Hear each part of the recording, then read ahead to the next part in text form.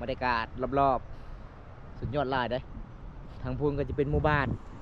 จุดนี้คือเขาเจ้าอาบน้ำเด้ผู้หญิงผู้ชายอาบน้ำกันใดเด้อพี่น้องใหญ่เพิ่นผู้ใหญ่ใจดีใจบุญจากประเทศไทยพี่ใส่จากประเทศไทยบอมตามาทำบุญน้ำกันแล้วก็ช่วยน้องซื้อเกลือซื้อบิดวนน้องเด้อเอา 1,000 บาทนับลองเบิ่งครบบ่น้องครบบ่ครบแล้วอย่าเลิกเนาะ ขอขอบใจผู้ใหญ่ใจดีหน่อยขอขอบใจผู้ใหญ่ใจดีเด้อผู้ใหญ่ใจบุญขอให้อายุดีมีแหงเด้อขอให้อายุดีมีแหงเด้อขอให้ร่ำให้รวยขอให้ร่ำให้รวยแต่นี่ต่อไปขอให้อายุมันคนยืนขอให้อายุยันคนยืนอายุมันคนยืนอายุมันคนยืน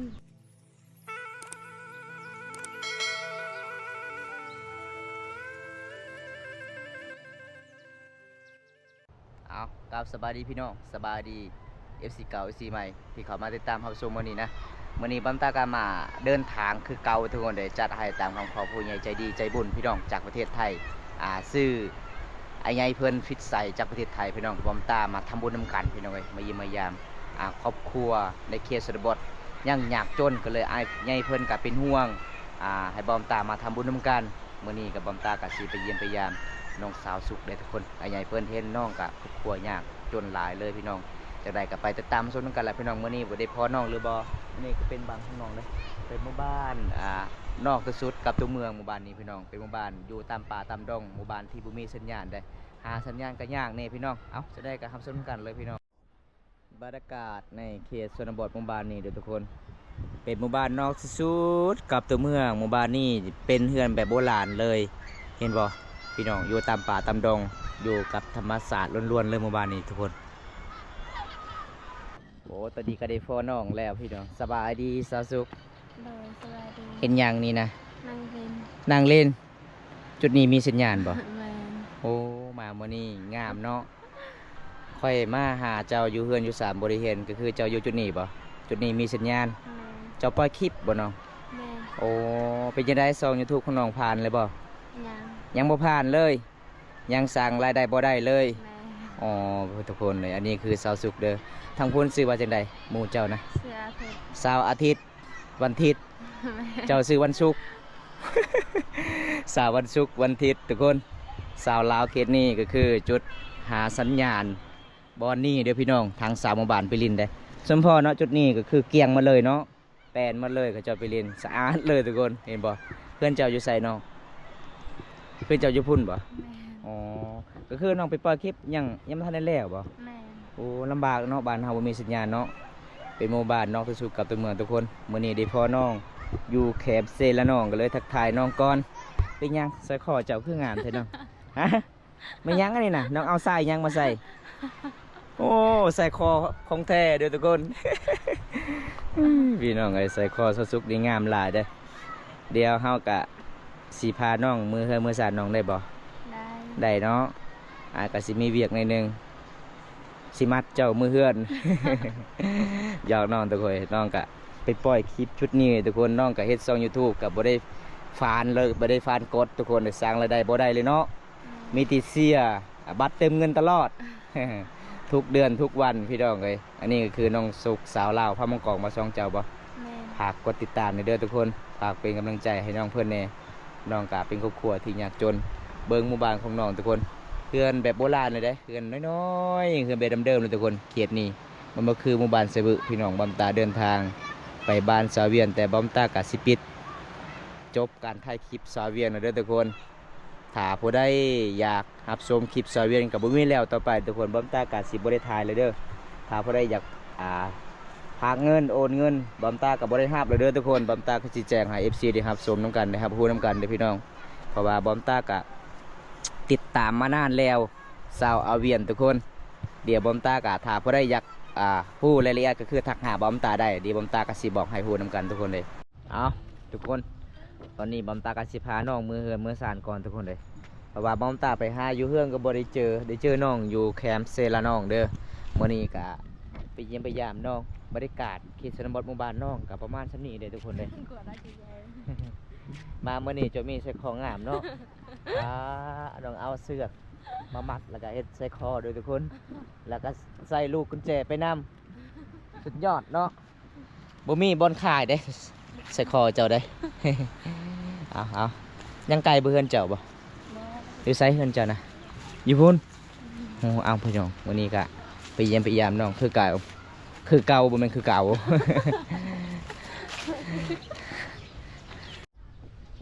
ป้าทุกคนเขตชนบทหมู่บ้านหนองเบิ่งทุกคนเฮือนสารบ้านช่องพระเจ้ากับเป็นเฮือนน้อยๆเด้อทุกคนเห็นบ่กับประมาณส่ำนี้เด้อพี่น้องอันนี้เฮือนเจ้าบ่นี่บ่โอ้เบิ่งหญ้าคาทางนี้ตกมาแล้วทางนี้เด้อทุกคนเลยเฮือนนี่บ่เฮือนเจ้าบ่ แม่ อ๋อขึ้นได้บ่เฮือนเจ้าบ่ ขึ้นได้ ขึ้นได้เนาะอ๋อตอนนี้กับบอมตากะไปยิงไปยามน้องอยู่เฮือนอยู่ศาลเป็นยังไงสุกขึ้นได้บ่เฮือนเจ้าบ่ ขึ้นได้เลย ได้เลยบ่ แม่ อ๋อเบิ่งบันไดก็สูงเลยได้ เบิ่งทุกคนเอาตอนนี้กะอนุญาตน้ำน้องก่อนน้องกะให้ขึ้นศาลก่อนเลยทุกคนเลยมาเยี่ยมมายามน้องมื้อนี้จะอยู่ผู้เดียวบ่อ๋อไอพ่อแม่จะไปใส่มื้อนี้ ไปเล่นเบิดโอ้เบิ่งทุกคนนี่เฮือนน้องประมาณซำนี้เลยพี่น้องเอ้ยป้ายาคาสีมุ่นมันแล้วเลยพี่น้องอุ้ยพี่น้องเอ้ยเพราะว่ามีสังกะสีใหญ่เพิ่นซื้อให้บอมตาสะพานบุญตอนนั้นสาวแพนกะน้องก็ยังบ่ทันได้เฮ็ดเด้เพราะว่าบ่พอทุกคนเลยเห็นบ่อันนี้คือยาคามันก็สิเปื่อยหมดแล้วมื้อนี้ก็บอมตาก็จัดให้ตามคำขอผู้ใหญ่ใจดีเด้อทุกคนจากประเทศไทยโอ้ฮ้อนหลายเนาะมื้อนี้เนาะ อากาศเริ่มหนาวแต่ฮ้อนหลายเด้เอามาเยี่ยมมายามน้องคือเก่าเด้อทุกคนว้าฮ้อนแท้ฮ้อนว่าเฮือนเจ้าน้องเอ้ยอันนี้ไม่ยั่งนี่นะอันนี้บ้านให้กินบ่ แม่ หนึ่งข่าวเป่าไพ่โอ้ใช้ซองสี่สังกะสีบอมตาซื้อให้ตอนนั้นมีผู้ใหญ่ใจดีให้บอมตาซื้อให้อยู่ไส ตาตี ต่อตีไม่ยั่งต่อตีนะเอาไว้อยู่เทิงผู้ แม่ โอ้ผู้เลยทุกคนสังกะสีที่ผู้ใหญ่ใจดีจากประเทศไทยบอมตาไปสะพานบุญตอนนั้นสาวแพนเนาะบ่พอเนาะว่าเฮือนน้องเฮือนคู่มันสิมุนเลยเด้ยาคาก็สิตกแล้วเด้อทุกคนเลยอันนี้ก็เฮือนชานบ้านสองน้องเห็นแล้วก็สงสารน้องหลายเลยทุกคนน้องกินข้าวกันน้ำหรือเปล่าย่างบ่มีอาหาร ไปย่างคือบ่มีอาหารบ่ได้ไปหาเลยอ้าวปกติน้องไปใส่หมองหาหน้าไม้ตอนนั้นเป็นยังไงมื้อนี้บ่ได้ไปหาหน้าไม้บ่ เมื่อย เมื่อยเป็นยังคือเมื่อยน้อง มันจะลมผู้บ่าวเมื่อคืนนี่บ่เมื่อยบ่ บ่ อ๋อเมื่อยพักผ่อนเนาะก็เลยยังบ่ทันกินข้าวโอ้ทุกคนไม่ยังจะบ่สุกๆยาคาก็สิเปื่อยเลยบ่สิตกเลยปอทุกคนเลยเบิ่งนี่พี่น้องเป็นปอมหมดเลยเนาะนี่เนาะโอ้คันลมแห้งก็บ่ได้บ่ไปเข้าในก่อนเนาะโอ้ยพี่น้องเอ้ยเฮือนน้องกะสงสารป้าประตูแบบนี้เลยประตูโอ้ปิดแบบนี้เปิดแบบนี้เลยมีกุญแจบ่บ้าเบิ่งทุกคนทางนี้เบิ่งทุกคนเลยมันก็สิเป็นปอกหมดเลยเนาะทางนี้เนาะอันนี้มันน้ำเต่าเจ้าสิค่ายบ่น้ำเต่าดิบ่ บ่มี บ่แม่นบ่ได้ค่ายอันนี้นะแต่บ่แม่นมันน้ำเต่าอันนี้ในย่างอันไหนเขาเอิ้นนี่นะ น้ำตา น้ำเต่าภาษาบ้านเจ้าเด้เอิ้นว่าจังได๋ อร่อย อร่อยอร่อยคือมังน้ำเต่าเนาะ แม่ โอ้ยนี่จะเป็นบ้านน้องนะทุกคนอันนี้เขตชนบทเวลาเขาเจ้าเฮ็ดเฮือนเฮ็ดศาลต้องห้อยแบบนี้เด้ต้องห้อยแบบนี้อันนี้ก็คือสำหรับเอาไว้เครื่องของเห็นบ่เขาเจ้าศาลเองวิธีชีวิตเดิมๆเลย ทางนี้คันฝนตกกันแล้วเด้อทุกคนเฮือนน้องโอ้ยเป็นปล่องหมาเลย อันนี้ก็เป็นปล่องหมาเลยยาคาก็สิมุนแล้วทุกคนเลยเบิ่งนี่พี่น้องอนุญาตจับกันเด้อโอ้ยเปื่อยแห้งหลายเลยทุกคน อันนี้จนเฮ็ดออกเลยเห็นบ่ไม้กับบดมุนมันเป็นยังไงไอมาเอาแล้วมันยังตกนะ ประตูบ่โอ้เบิ่งทุกคนลมพัดประตูตกบัดเลยเห็นบ่โอ้ยพี่น้องเอ้ย เพื่อนของน้องนี่จนตกใจบอมตาคิดว่าเพื่อนสิลมพี่น้องบ่จักว่าประตูเปิดเนาะเมื่อนี้กับบ่มีหยังหลายอายมาเยี่ยมมายามเจ้าเด้อน้องฮูมีหยังอายมาสะพายน้องมื้อนี้บ่ฮู้เลยอ๋อน้องบ่ฮู้เลยทุกคนมื้อนี้บอมตาก็จัดให้ตามคำขอผู้ใหญ่ใจดีเด้อทุกคนเลยมาทำบุญนำกัน เพราะว่าเห็นคลิปน้องกับบุมีหยังเลยมื้อนี้กับบอมตากระจัดให้ตามคำขอผู้ใหญ่ใจดีพิไส้จากประเทศไทยบอมตามาทำบุญน้ำกันแล้วก็มื้อนี้บอมตาก็มาสะพานบุญให้ทุกคนมื้อนี้ดีใจหลายมีอาใหญ่เพิ่นผู้ใหญ่ใจดีผู้ใหญ่ใจบุญจากประเทศไทยเฮาที่เชื่อมั่นและมันใจบอมตาให้สะพานบุญอิหยังน้องหัวหยังฮะ รู้จังเมีย ประจังเมียดหูชื่อๆบ่แม่นเจ้าหัวข่อยขี้ลายบ่ อ้าวทุกคนเดี๋ยวบอมตากสิกวดส่งก่อนเด้อทุกคนน้องหัวตลอดแนมเบิ่งบอมตาหรือว่าส่งบอมตาขาดบ่หรือว่าจังได น้องมักหัวเด้อทุกคนเลยหรือว่าข่อยบ่ผิดภาษาลาวบ่เจ้าหัวบ่น้องแม่นบ่ฮะ โอ้ยพี่น้องอารมณ์ดีเด้มามื้อนี้เด้อีแม่น้องก็คือแรงแบ่บ่แบ่น้องจักโต2 โต 3 โตอีพ่อเด้เข้าป่าหากินบ่อ๋อมื้อนี้ก็คือเจ้าอยู่ผู้เดียวเนาะเอาทุกคนเลยมื้อนี้ก็จัดให้ตามคำขอเด้อทุกคนจะได้บอมตากะสิมาทำบุญนำกันมื้อนี้ก็มามอบเงินให้น้องช่วยน้องซื้อเกลือซื้อบึงนัวครอบครัวน้องยากจนหลายเลยทุกคนเห็นแล้วก็สงสารน้องหลายได้ยาคากะสิมุนมันแล้วสังกะสีที่บอมตาซื้อมาเมื่อนั้นน้องก็ยังบ่ทันได้เฮ็ดเนาะตะปูบอมตาซื้อมาตอนนั้นบ่พอบ่พอแล้วหรือว่ายังบ่พออีกเนาะบำตาซื้อมากับบ่หลายปานใดเนาะน้องเนาะก็คือถ้ามีเงินน้องก็สิเฮ็ดเลยบ่ไม่ตัดเลยบ่ไม่เฮ็ดเทือนยังบ่มีไม้โอ้ยังบ่มีไม้บำตาก็จักสิเฮ็ดจังไดเด้อทุกคนเลยไม้ก็บ่มีติใจอยู่เฮือนเนาะ อันนี้เงินอายใหญ่เพิ่นผู้ใหญ่ใจดีใจบุญจากประเทศไทยพี่ใส่จากประเทศไทยบำตามาทำบุญน้ำกันแล้วก็ช่วยน้องซื้อเกลือซื้อบิดวนน้องเด้อเอา1,000 บาทนับลองเบิ่งครบบ่น้องครบบ่ครบแล้วอย่าเลิกเนาะ ขอขอบใจผู้ใหญ่ใจดีเนี่ย ขอขอบใจผู้ใหญ่ใจดีเด้อ จากพังไทย จากพังไทย พิษไส้ พิษไซ ผู้ใหญ่ใจบุญ ผู้ใหญ่ใจบุญ ขอให้อายุดีมีแหงเด้อ ขอให้อายุดีมีแหงเด้อ ขอให้ร่ำให้รวย ขอให้ร่ำให้รวย แต่นี่ต่อไป แต่นี้ต่อไป ขอให้อายุมันควรยืน ขอให้อายุยันคนยืน อายุมันควรยืน อายุมันคนยืน ดีใจบ่ ดีใจ สิได้ซื้อเกลือไปนัวแล้ววันนี้เนาะ แมน เพราะว่าเฮากะหาเงินคำบ่เป็นเนาะ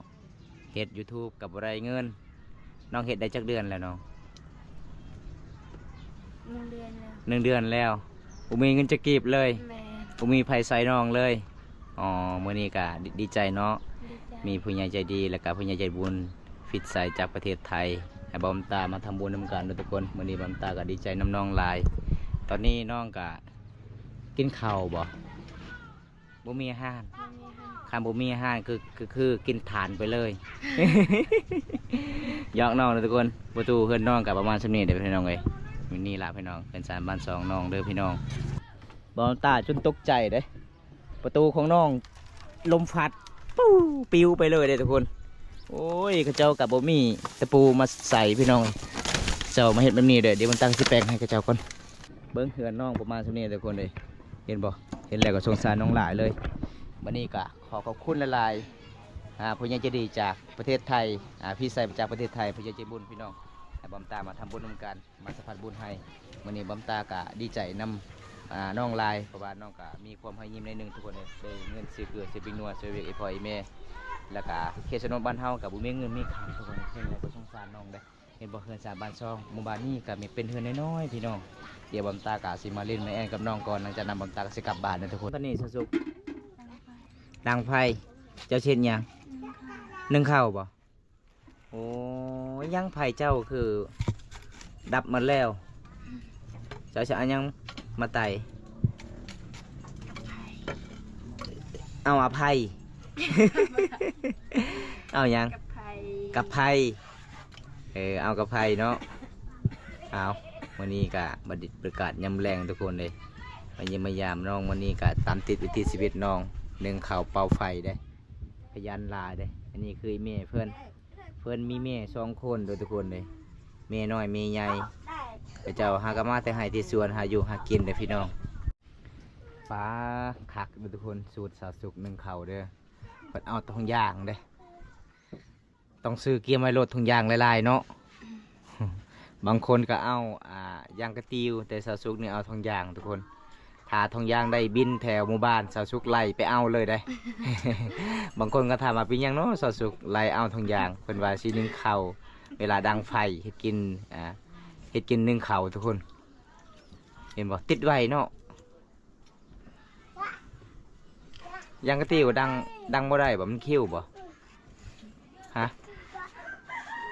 ตังคือกัน ดังคือกันบาเบิ่งพี่น้องฟืนกับฟืนใหญ่ๆเด้ฟืนใหญ่ๆกับเจ้ากับบางคนกับฟ้าบางคนกับบ่ได้ฟ้าได้บ้างแล้วแต่ละหลังคาเฮือนทุกคนแต่เฮือนน้องก็เอาฟืนลำใหญ่ๆเลยอันนี้จะเป็นลำยังโบ่งเลยพี่น้องเอ้ยเห็นบ่เอาตอนนี้น้องว่าหนึ่งเนื้อดังไฟแล้วน้องสิเอายังตัวนี้นะเอาผักบ่โอ้น้องมีส่วนผักเนาะเฉพาะเห็นคลิปเจ้าวิถีชีวิตเจ้าส่วนผักเจ้าเฮ็ดเองบ่จะพูดยังไงในผักเจ้าผักกาดผักหอมแล้วก็ผักใจ เอาอันนี้คือส่วนผักเจ้าบ่น้องโอ้งามเนาะเจ้าเฮ็ดเนาะปลาอันนี้ส่วนผักสาสุกเลยทุกคนเห็นบ่ส่วนผักก็งามคือเจ้าของเลยเด้ขยันเนาะเจ้าเนาะก็คือผู้สาวเขตชนบทหมู่บ้านเจ้านี่หลายๆคนก็เฮ็ดคือกันบ่มีแต่เจ้าผู้เดียวโอ้แสดงว่าผู้ใดเอาเจ้านี่วาสนาบุญเลยเด้ บ่ได้ซื้ออยู่ในเมืองเลยมีแต่เฮ็ดเองเลยทุกคนโอ้ผักหอมก็งามเด้อมีหยังเจ้าคอยซ่องนะมีหยังยานบ้องบ่อ๋อน้องย่านบองเบิ้งน้องค่อยๆไปเด้อทุกคนเบิ้งผักกาดน้องปลูกไว้ป้าโคตรงามเลยมีผักสลัดผักหอมผักกาดมีหลายหน้าเลยทุกคนโอ้ขยันหลายเลยทุกคนสาวสุกยังป้าผักกาดเจ้ามียังกินนะคือเบิดเลยบงกินบ่โอ้วันยังจะปลูกคือบงกินหลายแท้ฮะวันศุกร์บ่จะปลูกบ่โอ้ปลูกบ่ได้เจ้าก็ซื้อวันศุกร์เจ้าปลูกกับวันศุกร์เลยบงมากินเห็นบ่แสดงว่าบงนี่เห็นฝักผู้สาวงามนี่บงมากินได้ โอ้ยน้องสิเอาผักกาดสิย่อบอมตากินข้าวกินน้ำทุกคนเลยมาเยี่ยมมายามน้องมื้อนี้ได้น้องใจดีหลายเลยพี่น้อง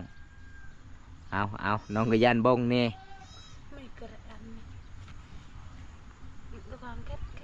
เอาตอนนี้เพิ่นก็สิต้มผักก่อนนะทุกคนหลังจากนั้นเพิ่นก็สินึ่งข้าวเด้ผักของเพิ่นมื้อนี้ก็อุ้ยงามในพี่น้องเอ้ยแต่บงข้าวกินหลายเลยฮอดบ่สองเดือนบ่ผักเจ้านี่บ่ฮอดบ่ประมาณจักอาทิตย์เน่าก็ดักเอาแล้วภาษาลาวแค่นี้ทุกคนเน่าก็ดังแปลว่าบ่ฮู้เลยทุกคนเลยหลังจากน้องเอาผักแล้วตอนนี้น้องก็สีล้างผักทุกคนโอ้บรรยากาศสุดยอดหลายเลยพี่น้องแกงจุดนี้เด้เป็นแกงหมู่บ้านข้าเจ้าดำรงชีวิตหาปูหาปลาหากินอาบน้ำหมู่บ้านนี้ก็คืออาบน้ำเซราน้องจุดนี้เลยทุกคนเห็นบ่ม่วนหลายเลยพี่น้องเอาตอนนี้สุกๆก็สิล้างผักก่อนม่วนนะหมู่บ้านเจ้าเนาะธรรมศาสตร์อุดมสมบูรณ์เลยเด้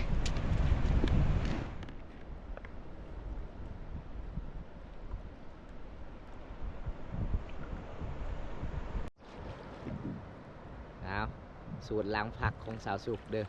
เขย่าเพิ่นว่าถนัดเขย่าเด้ ล้างแบบนี้ก็คือเด่นออกง่ายบ่ไปย่างเจ้าคือบ่ได้ไปขายอยู่ในเมืองเนาะตอนนั้นคือเจ้าไปขายคิงขายมากระบกตอนนี้น้องกับบ่ได้ขายบ่อ๋อเอาน้องสิล้างผักเด้อทุกคนไปเมื่อนานกับทีมงานเฮาไปบุญกินงะหมู่บ้านน้องโอ้ใจดีทุกคนน้องก็ให้เอาซีนมากินมอบละลายเลยทุกคนมันเป็นตามประเพณี อีกยัง2-3 มื้อกับหมู่บ้านบ่าวตาเลยทุกคนเห็นบุญกินง่ายถ้าบ่ได้อยากมาก็คือมาได้เด้อพี่น้องสะอาดเนาะหลังแบบนี้เนาะเอาสะดุงไปนำสะดุงอันนี้ก็คือคันสิตักป้ากับบ่ได้คันสิซ้อนกุ้งกับบ่ได้ซ้อนแต่ผักอย่างเดียวเนาะ เอาน้องก็สิพักล้างพักเลยทุกคนเลย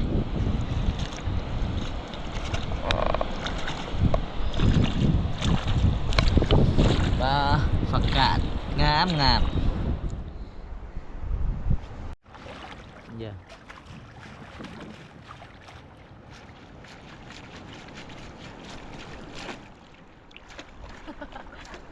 เถื่อนแต่ก็ยำเลยเรื่อยๆเดิน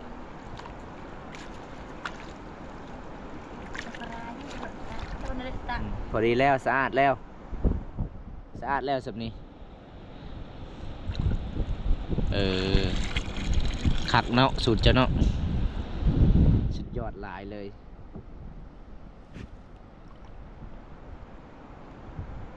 สูตรสาวสุกล้างฟักเบิ่งทุกคนบรรยากาศรอบๆสุดยอดหลายเด้ทางพูนก็จะเป็นหมู่บ้านจุดนี้คือเขาเจ้าอาบน้ำเด้ผู้หญิงผู้ชายอาบน้ำกันใดเด้อพี่น้องโอ้มวนลายเลยพี่น้องธรรมศาสตร์หมู่บ้านนี้ทางพูนจะเป็นเขื่อนศิลนองทางลุมพี่น้องเลยเขื่อนศิลนองเด้นี่น้องก็จะเอาผักกาดมากินแก่แล้วปะ แล้ว มาสะอาดแล้วปะน้องไปกลับบ้านเอาทุกคนวันนี้ก็ตามติดวิถีชีวิตน้องคนนี้เลยทุกคนเลยเพราะว่ามี FC บอมตะไปอัปเดตวิถีชีวิตน้องเห็นคลิปน้องเฮ็ดคลิปแต่ละคลิปน้องเลี้ยงงัวหาอนามัยเฮ็ดหัวสวนผักหลายๆอย่างเลยหมู่บ้านนี้สุดยอดหลายเลยทุกคนแต่บอมตะเดินทางกับเป็นหมู่บ้านแบบเดิมเลยหมู่บ้านนี้เฮือนสารบ้านซ่องเขาเจ้ากับแบบเดิมแบบเก่าแก่เลยพี่น้องมาก้อนหินหลายเนาะขันเขาเจ้าซื้อก้อนหินนี่แสดงว่าหมู่บ้านน้องนี่ลายรวยที่สุดเลย ก้อนหินลายเลย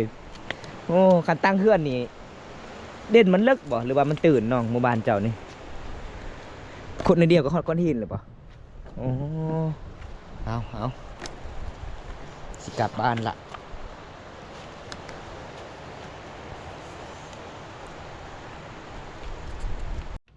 สิต้มเอาบ่อ๋อเอาต้มไปเลยอ๋อไปเมื่อใดมีแต่กินผักเลยทุกคนฮะภาษามันจะปงอีหยัง ปรุงอะไรอะไร มันอะแรล เอาอีเมลเพื่อนจากอีเมลเพื่อนซองอีหยังอยู่ในกระตาทุกคนเลย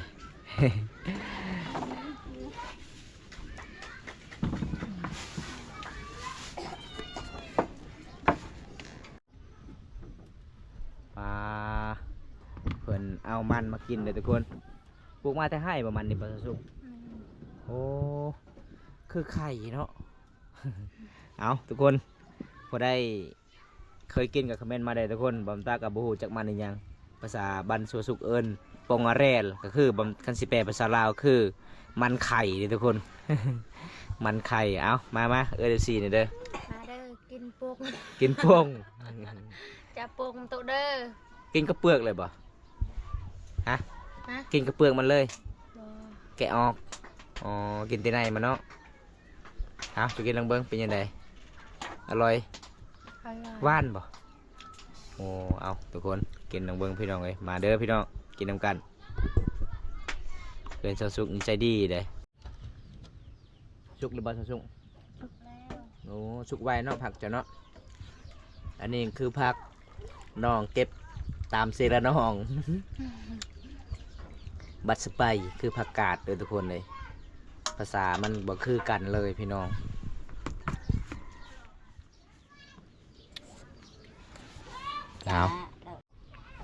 เอาเขตชนบทนี่เวลาเฮากินข้าวกินน้ำเขาเจ้าต้องเอาน้ำล้างมือเลยทุกคนเห็นบ่เกิน3 บานช่องเขาเจ้าประมาณ3 นี้เลยทุกคนยอมรับว่าใจดีเลยเป็นน้องสาวลาวคืนนี้เลยนี่อันนี้คือน้ำล้างมือทุกคนอันนี้ก็คืออาหารเนาะอาหารฟักกาดบ้านน้องเอิญบัดสไปทุกคนเลย เอิญFC กินข้าวกินน้ำนี่ได้น้อง กินข้าวนำกันเด้อ นี่อาหารหยัง ผักกาด ผักกาดผักกาดเด้อทุกคนผักสาวสุกเฮ็ดเองปลูกเองทำเองส่วนโอ้ยขยันหลายเลยพี่น้องเอ้ยให้น้องกินข้าวกินน้ำบำตากสิกลับบ้านนะทุกคนวันนี้ก็ตามติดวิถีชีวิตน้องก็ลำบากหลายเลยน้องหิวข้าวหิวน้ำยังไม่ทันกินข้าวนะกินข้าวเด้อทุกคนเลย